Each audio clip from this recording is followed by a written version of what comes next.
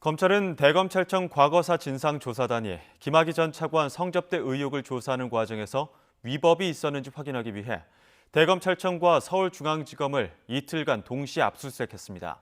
윗선을 겨냥한 수사에도 본격적으로 착수한 모습인데요. 강희경 기자가 보도합니다. 검찰이 대검찰청과 서울중앙지검에 대한 동시 압수수색에 나섰습니다. 김학의 전 법무부 차관의 성접대 의혹에 대한 대검찰청 과거사 진상조사단 조사 과정의 위법성을 더 구체적으로 들여다보기 위해서입니다. 이틀 동안 이뤄진 압수수색을 통해 검찰은 먼저 대검찰청 포렌식센터에서 당시 진상조사단 관련 자료를 확보했습니다.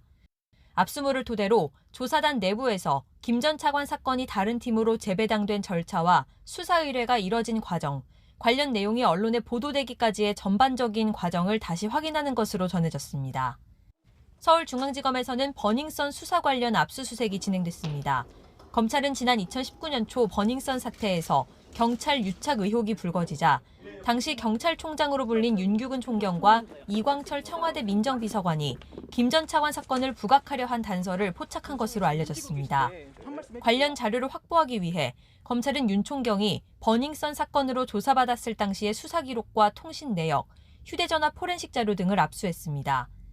이번 수사는 앞서 윤갑근 전 대구고검장 등이 자신이 사건에 연루됐다는 의혹이 제기되자 진상조사단 관계자와 언론사 기자 등을 고소하면서 시작됐습니다. 특히 검찰은 의혹의 핵심 인물인 당시 진상조사단 소속 이규원 검사가 면담 보고서를 언론 등에 유출하는 과정에 이 비서관 등 윗선이 개입한 것으로 의심하고 있습니다.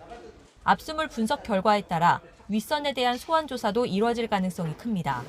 이와 별도로 검찰이 고위공직자 범죄수사처에 보낸 이규원 검사의 일부 혐의에 대해서는 아직 공수처가 직접 수사할지 다시 검찰로 돌려보낼지 결론이 나오지 않은 상황입니다. 검찰은 압수물을 분석하는 동시에 다음 주까지 주요 참고인들을 줄 소환한 뒤 핵심 관계자들에 대한 강제 수사 착수 여부와 시기를 결정할 것으로 보입니다. YTN 강희경입니다.